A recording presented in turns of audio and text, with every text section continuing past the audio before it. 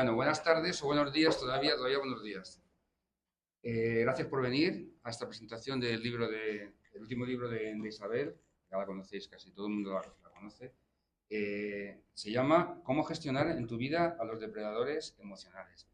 Siempre es interesante y agradable pues el poder presentar un libro además de alguien del pueblo y tener, o sea, todo lo que tenga que ver con la cultura y con ya sea literatura, arte, pintura, siempre es algo, es un valor que se le da también al pueblo en sí también. Bueno, pues Isabel es socióloga, Socióloga clínica, socióloga clínica. psicoterapeuta gestal, ha dado muchas conferencias sobre el tema del comportamiento humano en general. Tiene también digamos, una clínica o una especie de, como de consulta, de consulta sobre psicoterapia. sobre psicoterapia. Y ha escrito varios libros, todos un poco relacionados con el tema del comportamiento y, por ejemplo, tiene uno que es también, digamos que es como la presecuela de este, que habla sobre cómo identificar a los depredadores emocionales. Bueno, yo creo que cualquier persona que tenga interés un poco en el comportamiento humano, en saber, pues eso, cómo se comporta la gente, cómo se interrelaciona, es un libro que yo he leído y la verdad es que es un libro esquemático en sentido que se lee muy bien, muy fácil y se entiende muy bien. Y además expone una serie de casos en la última parte que viene como ejemplo de persona depredadora emocional. Que eso ahora nos va un poco la primera pregunta que te haría sería ¿cómo definirías tú a un depredador emocional? Ahora vamos a eso. Bueno. Sí. María. Sí. Bueno, pues yo quería, muchas gracias por venir a todos a este acto. Quería deciros unas palabras que he escrito. Bueno, para mí es un honor formar parte de esta mesa en el día que por fin nos presentas tu último libro. Una vez más podemos sentirnos orgullosos de los maravillosos artistas que tenemos en nuestro pueblo. A la prueba me remito. Y luego, porque efectivamente la escritura es un arte y cuando además fusionas vocación, trayectoria profesional y humana y además como presidenta de nuestra asociación fomentas actividades tan bonitas como esta, que nos enriquecen como pueblo y como personas sobre todo, que es lo fundamental, solo me queda darte las gracias por tu trabajo y tu constancia y por todo lo que nos aportas cada día.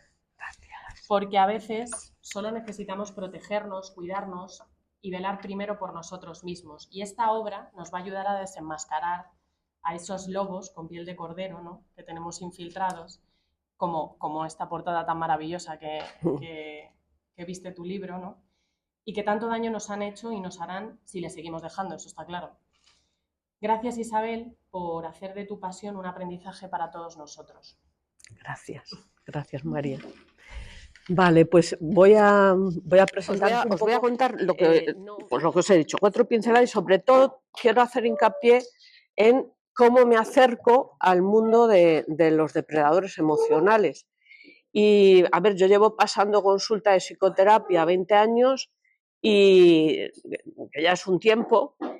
Y entonces al principio, porque esto ahora mismo cada vez se sabe más, pero al principio yo tenía en consulta mucha gente con mucho dolor emocional, que les pasaban catástrofes, casi todo era psicosocial, además es mi parcela, pero no sabíamos poner el nombre, no se sabía al principio cuál era el foco, cuál era la raíz, sino que vale, pues he discutido con mi compañero de trabajo, mira que cada vez que voy, mira cómo se comporta conmigo, es un infierno ir a trabajar, os digo eso como con el vecino. Me acabo de comprar una casa, al principio muy bien con mi vecino y ahora es que no puedo irme de la casa y es un infierno. Os pongo unos cuantos ejemplos de hace años, cuando esto todavía no se había destapado. Y eso es lo que me hace, en un principio, empezar a investigar. Aquí hay algo más, tengo que ir a la raíz. Yo siempre he ido a la raíz. muchos de vosotros sabréis que antes he sido profesora de matemáticas también durante muchos años. Entonces hay esa mente matemática de buscar, ir dónde está el foco, pues me llevó también a investigar dónde está el foco. Y fui descubriendo que detrás había unos depredadores, es decir, había gente que no se comportaba con normalidad dentro de lo que puede ser la interacción humana, sino que se comportaba como con otro tipo de voracidad, como con otro tipo de interacción, sí, unas intenciones como más dramáticas, por así decirlo, causando pues tal daño que yo estoy encantada, ya os digo, llevo 20 años en consulta, que venga, pero claro, cuando la gente viene a consulta es porque ya tiene un dolor muy grande, es porque ya ahí hay un daño. Entonces, al principio, cuando empecé a investigar los primeros autores, pues les puedo decir, los primeros que empezaron a investigarlo en Estados Unidos, Harvey Keckley, que siempre siempre lo digo mal, mi hijo que es bilingüe, por eso le miro, con La máscara de la cordura, empezó a investigar, pero en espacios cerrados, como pueda ser los hospitales, las cárceles principalmente, o centros que estaban pues controlados. Principalmente eran en esas dos instituciones, cárceles y hospitales psiquiátricos. Pero ahí empezó a llamarles psicópatas, es decir, ya sabéis, psicópata era la enfermedad mental. Después, Robert Hare, que es otro importante de los estudiosos, empezó a darse cuenta de que ahí había un síndrome, es decir, no había una enfermedad mental, sino un síndrome. ¿Qué es un síndrome? Un síndrome son una serie de características de un comportamiento que una vez que las estudiamos y las observamos, podemos sacar ese patrón, y una vez que sacamos ese patrón, que ahí es el objeto principal de estudio, ya sabemos quién tenemos enfrente. Entonces, yo en el libro, por ejemplo, también lo pongo. No es clasificar por clasificar, no es estudiar por estudiar, no es, yo qué sé, no sé qué hacer y me dedico a esto. No, es porque una vez que ya clasificas, una vez que ya estas características del síndrome que nos habla Robert Hare, las tienes delante, sabes con quién te enfrentas.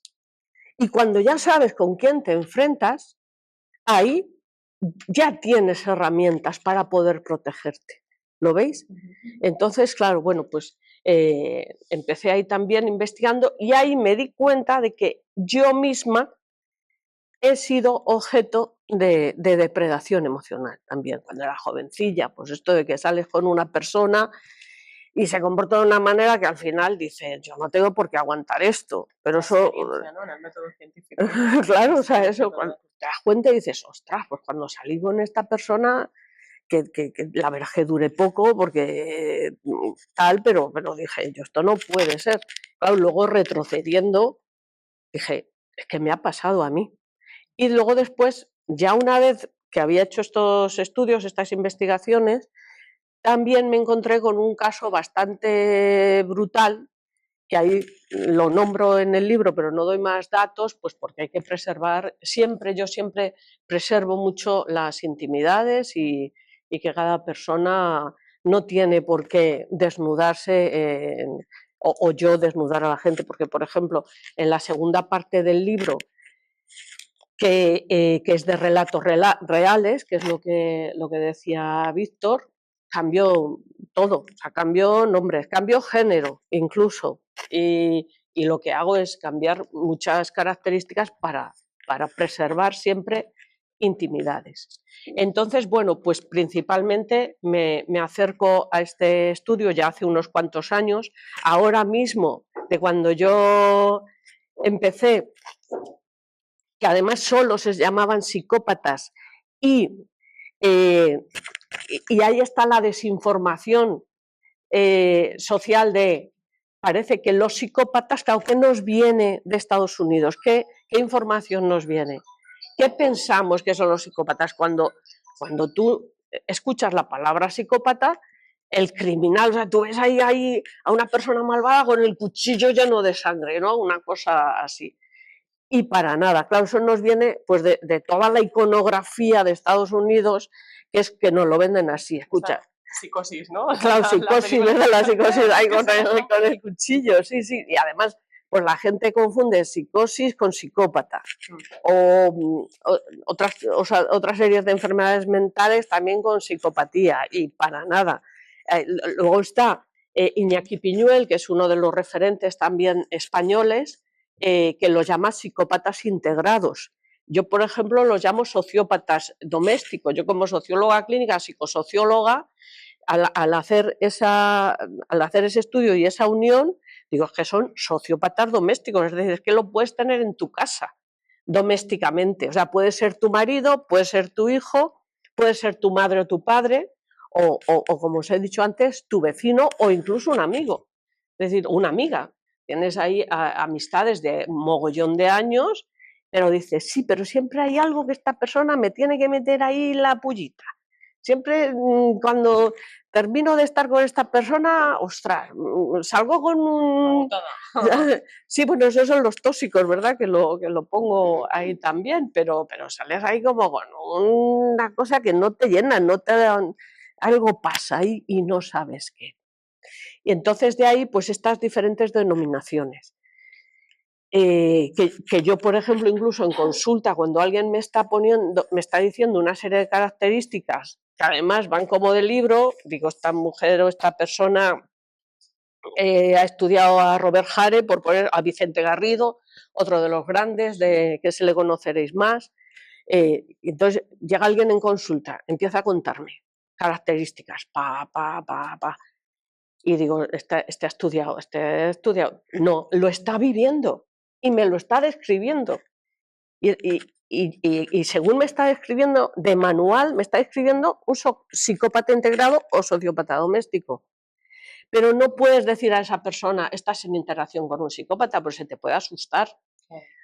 Y de ahí ha nacido el término de narcisista, que es lo que más escucharéis en los medios sociales, en las redes sociales o en la televisión, narcisistas. Sin embargo, no es lo mismo un psicópata que un sociópata que un narcisista, porque el psicópata nace, el sociópata se hace, aunque luego al final tiene las mismas características.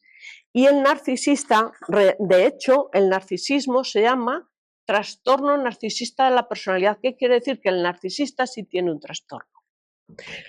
El psicópata y el sociópata no tienen un trastorno, es su condición. Pero el narcisista... Bueno, te puedo interrumpir un momentito.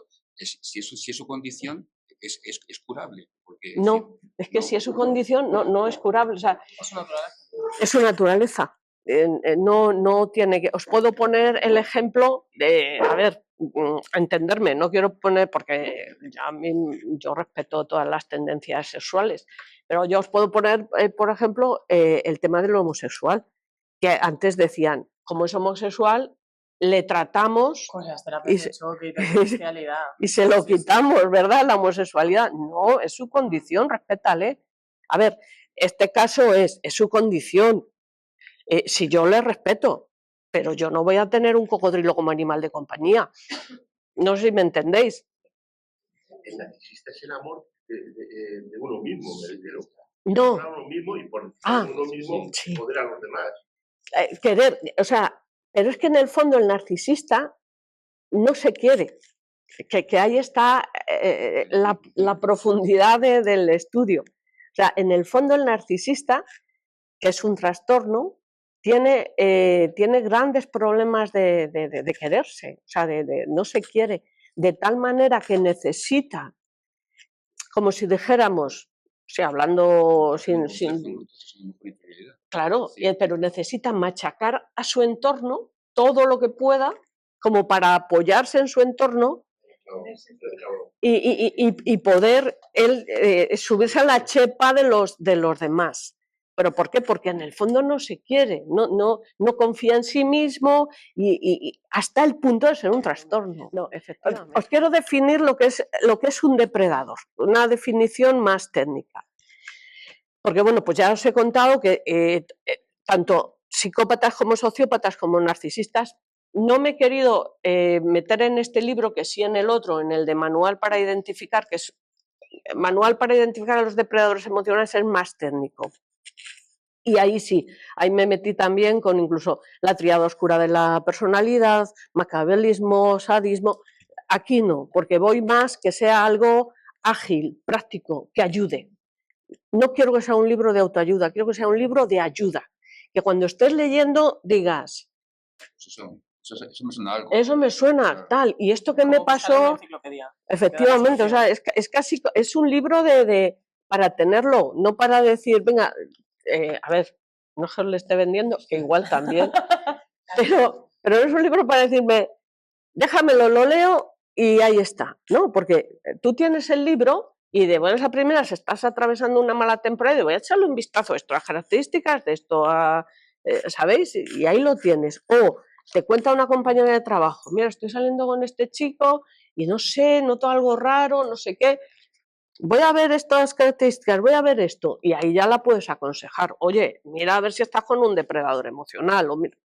Entonces es un libro de verdad, que lo he hecho con esa idea de ayuda, completamente de ayuda. Y por eso creo que es más que nada pues para tenerlo. La gente me dice que se lee fenomenal, esa es mi intención también, que se lea bien y que sea didáctico. La definición de depredador. Fijaros, en ecología, un depredador suele ser un animal que depreda a otra gente, o sea, a otros animales, pero de otra especie, y lo hace para alimentarse, para poder vivir. Claro, o sea, o los mata o, por ejemplo, pues los agrede como para alimentarse, y es a otra especie, no es a la misma especie. ¿Qué pasa con los depredadores emocionales que os acabo de decir? Es que depredan a la misma especie. Y atención, claro, porque se supone que son humanos. Entonces, por ejemplo, hay dos autores que ya os he nombrado, son los principales que empezaron con el estudio sobre esta temática. Y son Robert Hare, que Robert Hare es el que os he dicho que nos habla de síndrome, y Robert Hare sí que nos dice que son depredadores de su misma especie. Es decir, y además pues los califica casi pues como de la peor calaña que existe. Es decir, pues a tu misma especie te estás alimentando del sufrimiento que estás causando, alimentándote en el sentido de, o sea, imaginaros un depredador emocional que, o sea, os voy a hacer la traslación, tú vas al cine y ves una película que es la hostia, fenomenal, y sales como enriquecido, como alimentado, con esa cosa de decir, ostras, qué bien lo he pasado, qué película más buena, ¿verdad? Vale, pues un depredador emocional, cuando te ve ahí en el barro, cuando ve que te está haciendo daño, para que veáis que yo comprendo que es difícil de asimilar todos estos ejemplos, pero se sale enriquecido de la misma situación que una persona normal o un concierto o algo que te nutre, y sales enriquecido. Ostras, sales con ese alimento, por así decirlo. Es un placer, ¿no? Claro, es un placer. Tú has estado en un buen concierto, en una buena película, sales bien. Vale, pues ellos, ellas, porque además en el libro también pongo que no hay género, hay depredadores en hombres y en mujeres, salen con la misma sensación. Aquí también os lo cuento, ese subidón de adrenalina que les hace falta, y además les pongo el porqué, les hace falta ese subidón de adrenalina, ese alimento de haber dañado al otro, de tenerle en el barro. O si es un narcisista que encima se aprovecha de tu trabajo, o sea, el que más y el que menos, a lo mejor sabemos o lo hemos sufrido en nuestra propia carne. El moving, bullying, también hablo sobre ello. Pero eso es moving, eso es también más, como si dijéramos, no es burdo, porque la gente que sufre moving lo pasa fatal, pero también hay mucha gente que se aprovecha del trabajo del otro. O sea, se coge para él las medallas, por así decirlo, en detrimento de la otra persona que la deja tirada en el barro. Sí, tampoco. Cuando, por ejemplo, en una pareja hay una persona, sea hombre o mujer, que está sufriendo en una relación. ¿Qué es lo que hace? Es decir, que tú estás a disgusto con alguien o a disgusto con una situación, ¿qué es lo que hace que tú perpetúes esa situación? Es decir, si tú te estás dando cuenta de que no eres feliz, ¿qué empuja a no romper con eso? Muy buena pregunta. Sí, y así vamos haciéndolo un poco más dinámico. Porque además yo corro el peligro de meterme en tecnicismos, así que córtame cuando eso. No. Fijaros que también lo pongo la dependencia emocional, existe ahí una dependencia emocional, pero fijaros el depredador, el depredador emocional, sí son conscientes de su condición, porque hay mucha gente que me lo pregunta, y sabiendo que son conscientes de su condición, van al acecho, tienen una estrategia. Entonces, imagínate, vamos a poner un ejemplo, luego ya lo extendemos porque no solo se da entre hombre, mujer o pareja, pero bueno, como me has dicho lo de la pareja. O también un amigo, por ejemplo. También, imagínate que un supuesto amigo que estás convives, pero que dices, pero que te hace la vida que no te aporta nada, en el sentido de que no te da felicidad, sino al revés. Incluso siempre hemos concebido la persona esta tóxica que dices, es que cada vez que me junto con él, salgo más deprimido. Bueno, había un chiste que decía, salgo mejor porque, digo, después de ver todas sus calamidades, digo, joder, yo tan mal no estoy. No. Decía, no, pero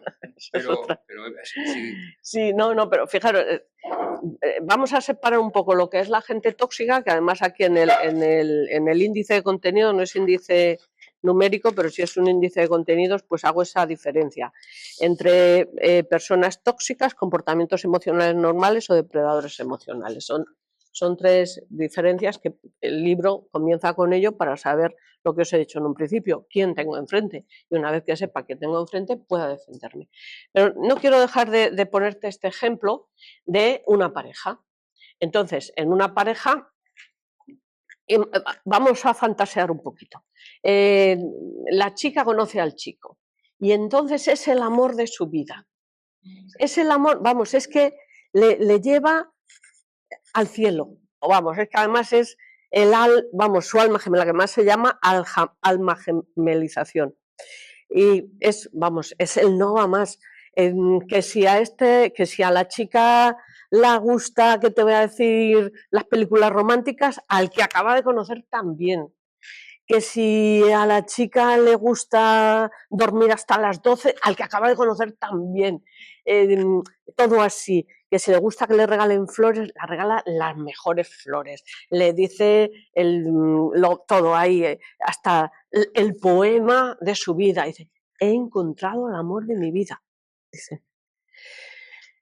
La sube a los cielos. Es un depredador. Cuando ya la ha subido a los cielos, la deja caer. Zaca, al suelo, estampada. ¿Qué pasa? Pues ahí está ya el alimento del depredador, o sea, ya la está viendo en el barro, sintiéndose fatal. La víctima, ¿por qué no sale corriendo? Y dice, hasta aquí, yo no aguanto esto. Pues no se lo cree. De primera no se lo cree, y de segundas, como no se lo cree, le va a dar como otra oportunidad para volver a esa droga, por así decirlo, que le ha dado al principio. Porque no se cree que lo del principio era una estrategia para captarla, para tenerla en sus redes, para que no se la vaya tan fácilmente.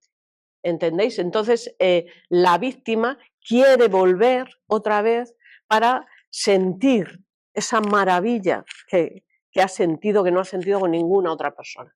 Porque el resto de humanos, pues a lo mejor dice, no la regalo flores, si la acabo de conocer, yo qué sé, va a gastar en flores. Es como un poco, somos más burdotes, no tenemos... Pero ellos, depredadores, es que incluso te lo cogen de internet o de libros, porque como dentro no tienen nada, entonces claro, te están haciendo un teatro, Por eso la víctima no se va. También en el libro pongo si hay los perfiles, ¿verdad? Que muchas veces hay perfil de víctima. A ver, perfil de víctima, yo de lo que me he dado cuenta es de que no, son circunstancias. Es decir, imaginaros que esta persona que os acabo de describir, este ejemplo de ficción, se acaba de separar. Se acaba de separar de una persona normal, al uso. Y está que le hace falta ese abrazo, que le hace falta que le hagan caso, que le hace falta que le regalen flores. Volver a sentir ese enamoramiento. Efectivamente, y se encuentra con un depredador, pues va a caer, pero vamos, facilito. Y esa persona no tiene por qué tener falta de autoestima, sino dame circunstancias. ¿Lo veis? Cuando tú ya sabes que esa persona es un depredador, porque pasa lo siguiente, claro, se mimetizan, puede ser un depredador o no. Hay una serie de características que aquí las pongo detalladamente para que sepamos realmente, a ver, somos personas, no es infalible, pero por lo menos tener una columna vertebral de saber, oye, estoy frente a un depredador. A partir de ahí, el depredado, la víctima, es importante que se defienda del depredador, pero ¿cómo se defiende? Que es a lo mejor ahí a lo que me querías decir. ¿No? Plantando cara o huyendo. Ahí está. Hay algunos autores, como pueda ser Iñaki Piñuel, que te dice contacto cero. Te habla de contacto cero, es decir, sal corriendo de ahí. Vete a terapia y desde la terapia sal corriendo de ahí. No te estés.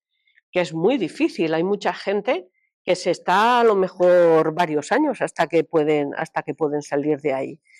Pero, sin embargo, yo me he dado cuenta, porque he tenido ejemplos pues, de madres e hijas, pues, por ejemplo, una madre, que además lo pongo aquí en el libro,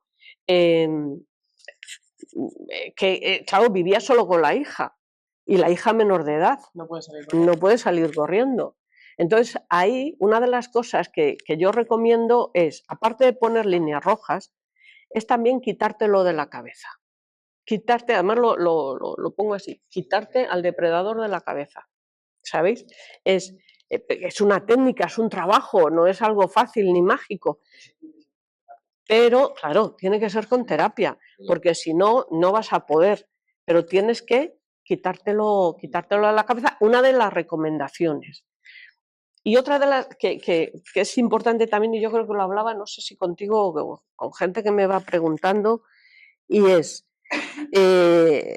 claro, es que si yo le respondo o le digo esto, o siempre de buenas maneras, yo siempre recomiendo desde el corazón, nada de agresividad, nada de ira, pero eso para cualquier ámbito de nuestra existencia. Lo más preciado en este mundo es tener paz interior.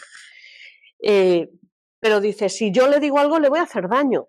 Si yo le digo, no quiero saber nada de ti, yo qué sé, cualquier cosa. Dice, le voy a hacer daño. Y no, a un depredador emocional, y más si tiene rasgos sociopáticos, no le vas a hacer daño, porque de hecho no hay nada. De hecho, esa persona se comporta así porque no tiene nada dentro. Entonces, no le vas a hacer daño. O sea, no tengas ahí esa cosa de decir, pobrecito, a ver qué, no sé, no, si le vas a hacer daño.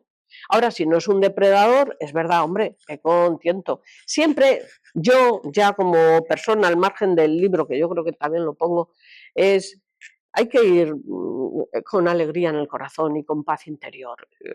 Y entonces ahí ya te vas a saber defender con firmeza y vas a saber, ya sea depredador o no, pero es importante tener esas características para saber si te defiendes de una manera o de otra. No sé si me explico, pero uno mismo, yo sí os recomiendo ir, y además que nos da mucha fuerza, o sea, parece que dices, ve con amor, qué ñoñería, no, es lo que más fuerza nos da, llevar amor en el corazón y hacer las cosas desde esa paz interior y de ese bien común para uno y para el otro, pero somos animales sociales. Pero la mejor arma es la felicidad de uno, la tranquilidad de uno, la paz de uno. Eso es. Ser feliz con uno mismo.